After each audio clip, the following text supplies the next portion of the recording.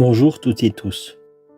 Je vais vous faire un petit partage de témoignages de la divine volonté, de mon expérience personnelle, le plus simplement possible. Alors, je m'appelle Richard Emmanuel, je vis en Belgique et je suis marié. J'ai grandi dans une famille catholique non pratiquante et bien sûr, en grandissant, j'ai très vite abandonné tout ce qui était qui touchait à la religion et tout ça, et car j'ai eu un parcours de vie assez particulier. Depuis combien de temps je connais la divine volonté? Je la connais, en fait, j'ai commencé vraiment à prendre conscience de ce qu'était la divine volonté à partir de 2019. Et voilà, donc à partir de 2019, vraiment, j'ai commencé vraiment à rentrer dans la compréhension de la connaissance de la divine volonté. Comment Louisa a débarqué dans ma vie? En fait, ça remonte déjà plus loin que cela. Donc j'ai un parcours assez particulier. J'ai vraiment eu la grâce d'une conversion. Donc c'est vraiment le Seigneur qui est venu me chercher à l'âge de 27 ans. Maintenant j'en ai 54, donc ça fait 27 ans que j'ai eu cette grâce de conversion. Et au cours de ma conversion, donc il y a des personnes qui sont venues me parler des heures de la passion de Luisa Picarretta, et cela ne m'a jamais intéressé. Donc j'y ai pas prêté plus d'attention que cela. On est venu mais vraiment plein de fois avec les heures de la passion, et chaque fois que je regardais le livre, que je voyais la couverture, je dis non, ça m'intéresse pas. Et je vous expliquerai un peu plus loin pourquoi. Alors voilà, et là où vraiment j'ai vraiment cette rencontre où j'accepte enfin d'écouter ce qu'est la divine volonté, suite à ma conversion, j'ai donné beaucoup de témoignages un peu partout en Europe de ce que j'avais vécu, comment le Seigneur est venu me chercher, tout ça. Et bien sûr, j'ai eu la grâce d'avoir des connaissances de personnes un peu partout en Europe. Et en 2019, il y a une personne que j'avais rencontrée en France qui m'envoie un email et il me dit tiens Richard, je t'envoie cet email parce que je sais que ça va te plaire. Et je regarde l'email et je vois qu'il y a un lien vidéo. Je regarde et je vois Père Dominique Dutène. Bien sûr, je connaissais pas qui était le Père Dominique Dutène ni quoi que ce soit. J'écoute son homélie, je dis waouh, ça c'est vraiment un prêtre qui a le feu en lui, qui vraiment qui bouscule tout le monde et tout. Et à la fin de son homélie, qu'est-ce que j'entends? Luisa Picarretta, dit. Je dis c'est pas possible encore elle, mais c'est quoi cette Luisa Picarretta? Parce que voilà, donc c'est ce que j'ai dit, sur les 27 années de conversion que j'ai eues, il y avait plusieurs fois on est venu avec Luisa Picarretta, ça m'intéressait pas, et là ça m'a vraiment tapé dans la tête et j'ai dit il faut que je sache qui est cette Luisa Picarretta et qu'est-ce qu'elle fait. Et c'est donc vraiment après avoir entendu donc les homélies du Père Dominique Dutène que j'ai commencé à commander les livres du ciel et à lire tous les livres du ciel. Voilà, et c'est comme ça que j'ai commencé à connaître la divine volonté. Alors, au point de vue des lectures, où est-ce que j'en suis dans les lectures? En lecture continue, donc je suis au tome 24. Et voilà, donc je progresse au fur et à mesure. Et bien sûr, j'ai parcouru un peu les 36 tomes. Mais je vais dire en lecture continue, je suis vraiment à l'heure actuelle au tome 24. Alors, quelles sont les émotions, les sentiments, quelles pensées ont jailli en découvrant les écrits de Louisa?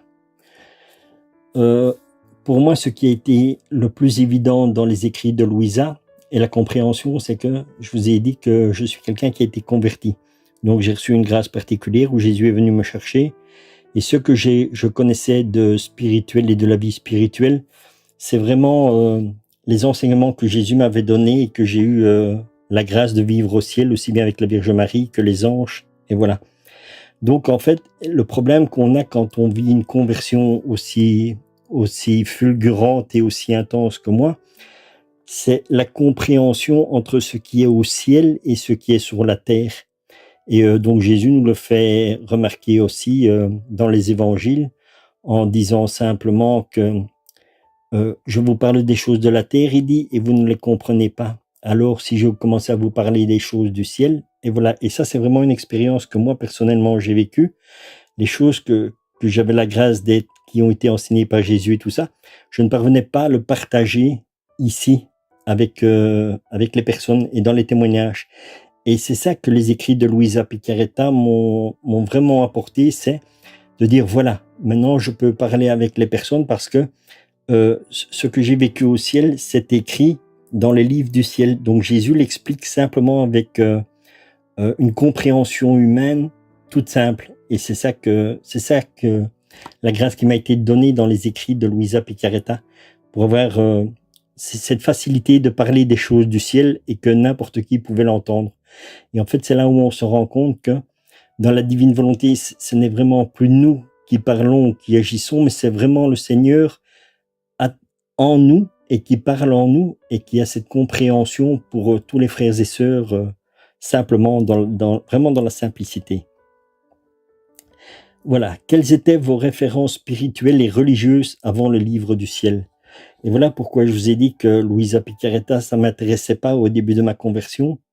Comme j'ai une conversion assez fulgurante, les premiers livres que j'ai lus aussi, ça a été les livres du Padre Pio. Ça a été donc toute sa vie, tout le ministère qu'il a fait, tout ça, et Saint Jean-Marie Vianney, donc qui est le Saint curé d'Ars.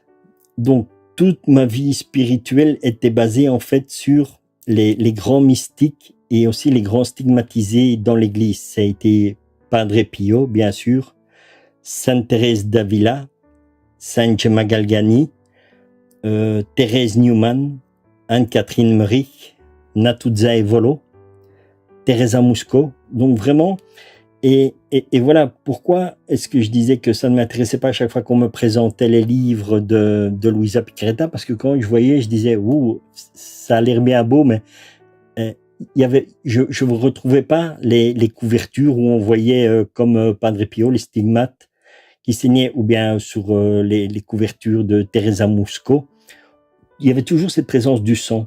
Et ça, c'était quelque chose qui m'avait profondément marqué dans ma conversion, et toutes les souffrances que ces personnes vivaient. Et donc, quand je voyais Luisa Picaretta, comme je ne connaissais pas, et que, en fait, c'est là qu'on voit comment l'autre nous égare aussi. C'est vraiment nous éloigner de la vérité, qui fait quelque part, on tombe dans un orgueil spirituel. Et c'est ce qui m'est arrivé, malheureusement. Mais comme on dit, voilà, quand le Seigneur a décidé de vraiment se faire connaître et vraiment d'avoir cette vie avec nous, peu importe le temps qu'il mettra, mais il viendra nous chercher. Et donc, en 2019, là, j'ai vraiment eu cette grâce de compréhension de qui était réellement Luisa Picaretta et ce qu'elle faisait. Qu'est-ce que Luisa a changé dans votre vie, votre approche de la religion, votre approche de la spiritualité? Eh bien, donc, c'est ce que je reviens donc à la réponse que j'avais donnée un peu plus haut. Luisa m'a donné une compréhension de pouvoir partager avec les autres ce que je vivais. Vraiment, cette vie que j'avais intérieure avec Jésus et tout ça, je ne parvenais pas à l'expliquer avec des mots humainement et simplement. Et c'est ça justement tout ce qui est extraordinaire avec la divine volonté, et que la plupart des êtres humains ont très difficile à comprendre, c'est la simplicité de Dieu. En fait, c'est tellement simple qu'on ne parvient pas à l'expliquer, parce que nous sommes compliqués, nous avons toujours des réflexions ci et là. Et en fait, Jésus, il dit toujours que tout doit rester simple et dans l'amour. Comment distinguez-vous l'avant de l'après dans la découverte de la divine volonté? Qu'est-ce que ça a changé? La divine volonté a changé dans ma vie pas mal de choses, dans le sens d'avoir une meilleure compréhension de la Sainte Écriture, une meilleure compréhension de l'être humain, et de vraiment apporter un enracinement en Dieu. Êtes-vous devenu meilleur en vivant dans la divine volonté? Ça, c'est une bonne question. C'est pas que je suis devenu meilleur ou pire, c'est vraiment le Seigneur qui agit. Et pour ça, je préfère prendre quelques références dans la Sainte Écriture. Nous pouvons prendre dans 3 passages. Donc, il y a Matthieu chapitre 7, verset 11, Matthieu 19, 14 et Matthieu 5, 8. Dans Matthieu 7 au 11, qu'est-ce qui nous est dit là? Si donc vous qui êtes mauvais, vous savez donner de bonnes choses à vos enfants, combien, à plus forte raison, votre Père qui est dans les cieux donnera-t-il de bonnes choses à ceux qui les lui demandent? Voilà exactement ce qu'est la divine volonté. Le Seigneur nous fait prendre conscience que, avec notre volonté humaine, au final, nous détruisons notre âme et notre vie. Et nous risquons même la damnation, parce que nous ne prenons pas conscience du mal que l'on fait et des responsabilités que nous avons dans notre vie. Et c'est ça que la divine volonté fait. Donc nous donnons notre volonté à Dieu, et le Seigneur, quand il nous donne sa volonté, c'est lui qui nous transforme. Et c'est ça que nous retrouvons exactement dans ce verset, à Matthieu 7, 11. À plus forte raison, votre Père qui est dans les cieux donnera-t-il de bonnes choses à ceux qui lui demandent. Voilà, donc demandons la divine volonté et il y aura des bonnes choses. Dans Matthieu 19, nous allons trouver au verset 14. Et là, qu'est-ce qu'il nous est encore dit? Et Jésus dit, laissez les petits enfants et ne les empêchez pas de venir à moi, car le royaume des cieux est pour ceux qui leur ressemblent. Ça, c'est aussi un passage très important que nous avons et que nous devons vraiment comprendre dans la divine volonté, c'est d'avoir ce cœur d'enfant. Donc, qu'est-ce qu'un cœur d'enfant? Un cœur d'enfant est quand son père lui dit quelque chose ou sa mère, il écoute. Il ne commence pas à réfléchir aussi ça, puisqu'il n'a pas encore les réflexions et tout ça.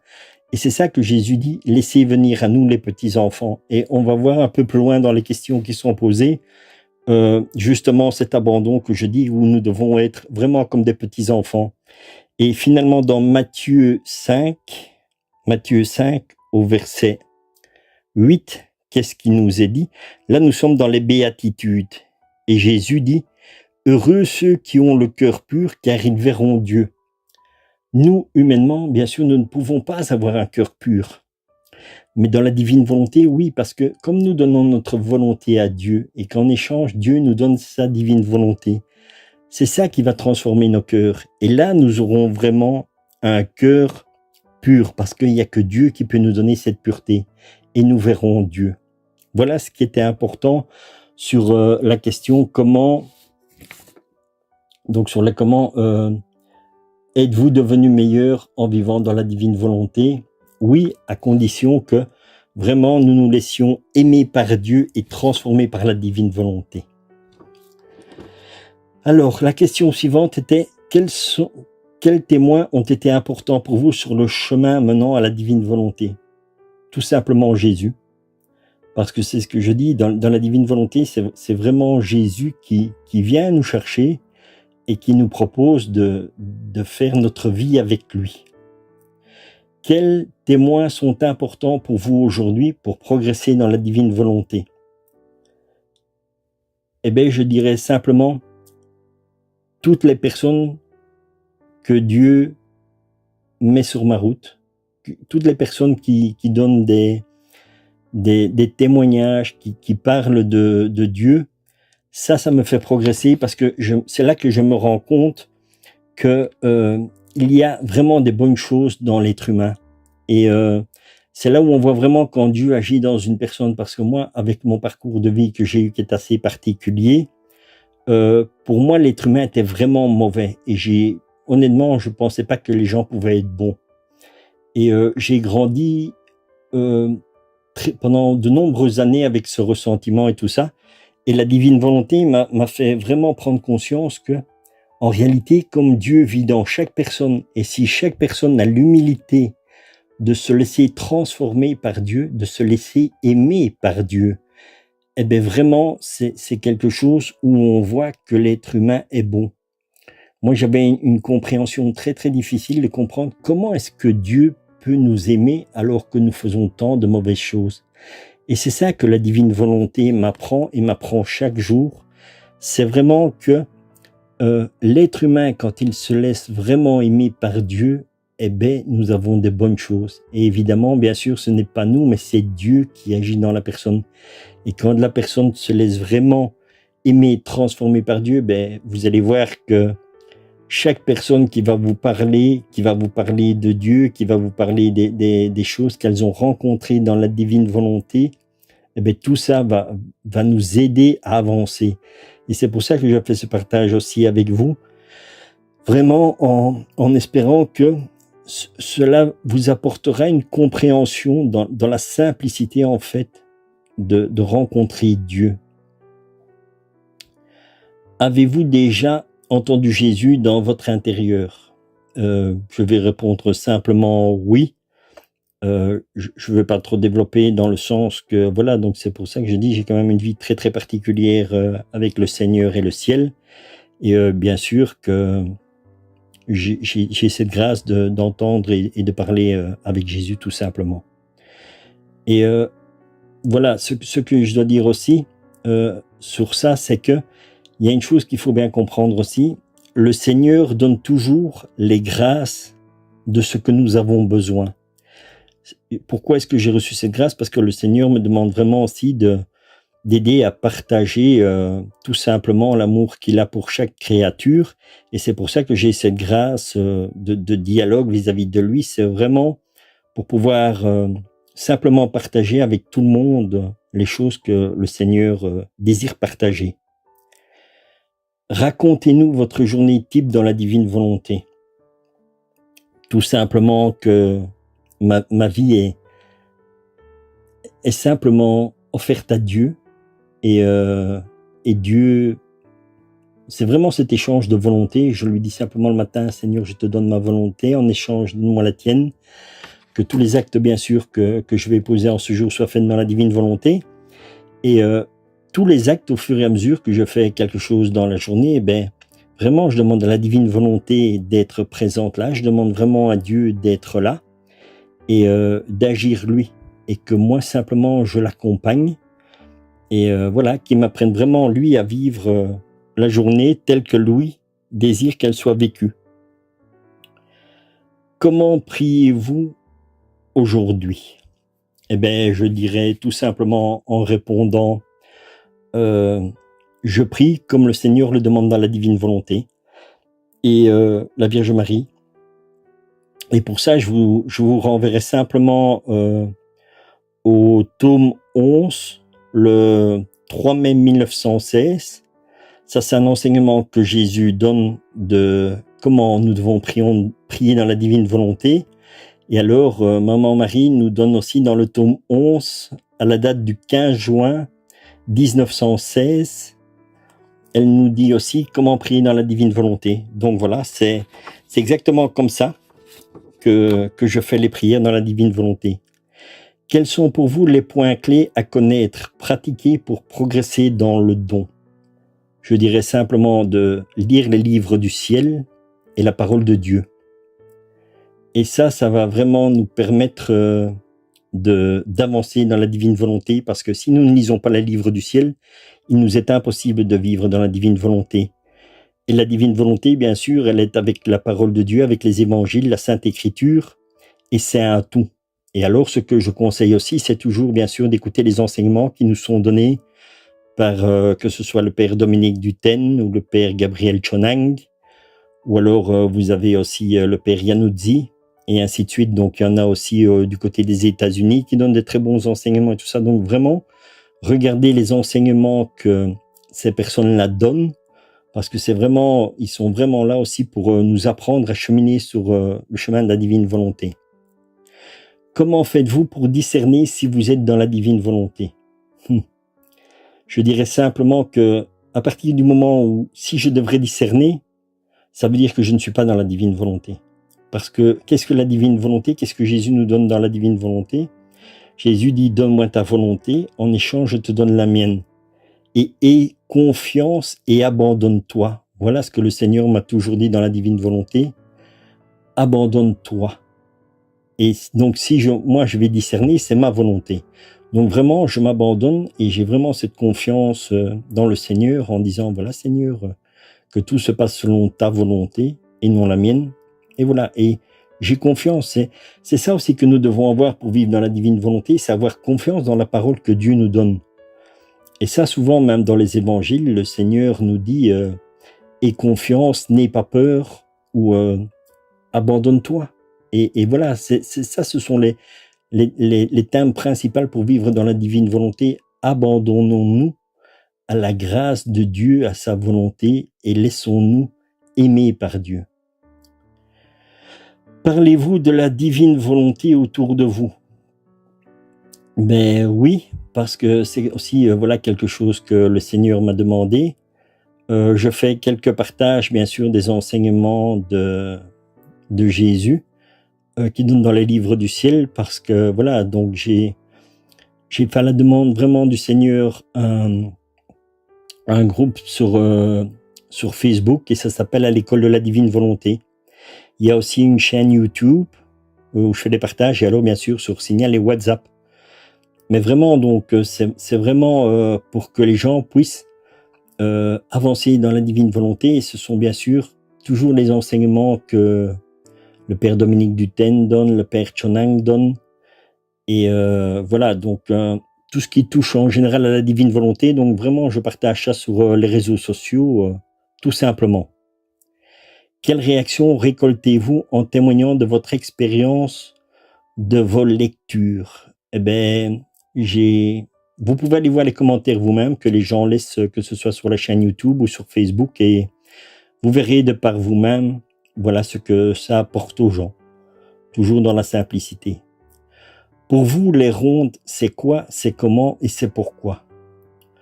Les rondes, pour moi, c'est quelque chose que je vais dire quotidien, parce que c'est vraiment des actes que nous posons avec le Seigneur. Donc vraiment, j'ai cette grâce d'avoir, comment dire, le Seigneur qui me met au cœur de partir dans telle direction, de commencer à faire des rondes comme ça. Et voilà, encore une fois, c'est une question d'abandon à la volonté de Dieu, et tout simplement, quoi. Comment pratiquez-vous les heures de la passion? Ben, les heures de la passion, bien sûr, je les ai lues, comme tout le monde, une fois d'affilée comme cela. Et alors, au fur et à mesure, maintenant, c'est vraiment essayer de pratiquer le plus souvent possible la lecture, au moins une fois par jour. Si je ne sais pas faire cette lecture des heures de la passion, je vais quand même sur le chemin de croix. Et bon, j'ai quand même eu toujours comment dire,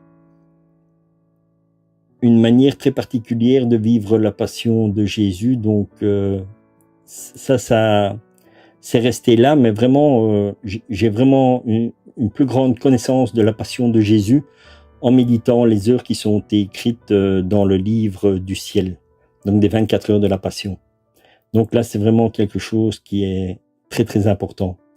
Continuez-vous des pratiques et dévotions typiques telles que le chapelet, l'adoration, les neuvaines? Comment votre approche a-t-elle évolué? D'abord, je dirais que l'adoration ne rentre pas dans des dévotions, parce que l'adoration, c'est vraiment un cœur à cœur avec Jésus. Donc, on ne peut même pas dire que c'est une dévotion, c'est vraiment prendre un temps d'adoration, c'est un temps de partage avec le Seigneur. Bien sûr, j'ai toujours des temps d'adoration du Saint-Sacrement, et voilà, pour avoir cette présence réelle. Mais la divine volonté m'a appris à avoir l'adoration en tout. Donc, je peux aussi bien me mettre simplement sur le pas de ma porte, regarder le soleil et faire une adoration dans toute la création que Dieu a faite. Alors les dévotions, donc que ce soit le chapelet ou les neuvaines, bien sûr, tout cela n'est plus. Pourquoi? Parce que Jésus nous fait vivre vraiment quelque chose de différent dans la divine volonté. Donc, les dévotions sont quoi? Les dévotions, c'est quelque chose qui nous amène pour une rencontre avec Dieu. On aura les neuvaines à l'Esprit Saint, nous aurons les neuvaines aux cœurs unis de Jésus et Marie, les neuvaines au cœur immaculé et tout ça. Donc, ce sont tous des chemins en fait qui nous amènent à rencontrer Dieu ou à arriver auprès de Dieu. Mais quand nous vivons dans la divine volonté, que nous vivons en Dieu, que Dieu vit en nous, tout cela n'a plus de raison d'être. Et tout ça, au fur et à mesure, disparaîtra. Il viendra un moment donné où il y aura plus. Tout cela ne sera plus. Et peut-être que les personnes ne comprendront pas bien ce que je veux dire, parce qu'en disant oui, mais ça va disparaître. Si vous lisez dans 1 Corinthiens, au chapitre 1 à 13, là vous aurez vraiment l'explication de ce que je suis en train de vous dire, où tout disparaîtra. Et en particulier, on peut aller dans 1 Corinthiens 13, mais on peut aller au chapitre donc on va aller au Corinthiens 13. Donc Corinthiens 13 et nous allons au 10. Et là, il nous est dit: mais quand ce qui est parfait sera venu, ce qui est partiel disparaîtra. Donc moi, c'est ce que je vous conseille, c'est vraiment de lire 1 Corinthiens 13, du verset 1 au 13, et alors vraiment au verset 10 en particulier, mais quand ce qui est parfait sera venu, ce qui est partiel disparaîtra. Et c'est justement la divine volonté. La divine volonté, elle est parfaite. Donc, il restera ça. Et pourquoi je vous donne le 1 Corinthiens 13, c'est où il explique que tout va disparaître et il ne restera plus que la charité. Et la charité, en fait, est l'amour. Et bien sûr, tout le reste disparaîtra et n'aura plus de raison d'être, puisque tout sera en Dieu et que nous serons en Dieu et que Dieu sera en nous. Voilà simplement ce que je pouvais vous partager en répondant aux questions, dans l'espoir que ça puisse apporter une petite lumière à l'une ou l'autre personne. Et vraiment, c'est un partage de mon cœur. Et je vous souhaite une sainte journée dans la divine volonté et à bientôt.